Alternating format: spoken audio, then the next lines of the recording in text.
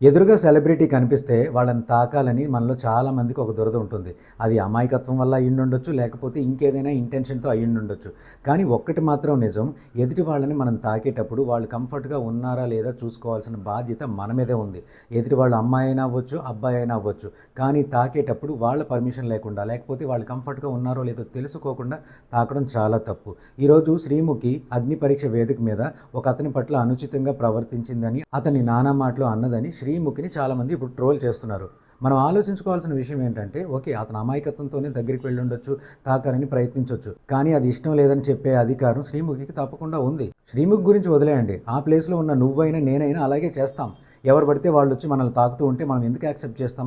అవతల వాళ్ళ అమ్మాయి అయి ఉండొచ్చు, లేకపోతే అబ్బాయి అయి ఉండొచ్చు. మనల్ని ఎందుకు తాకాలి?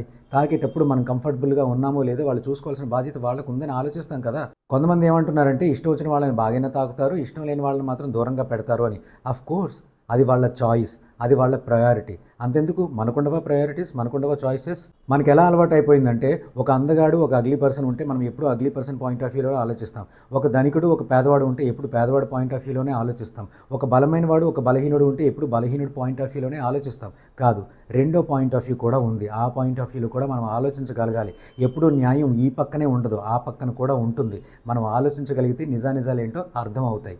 ఓకే.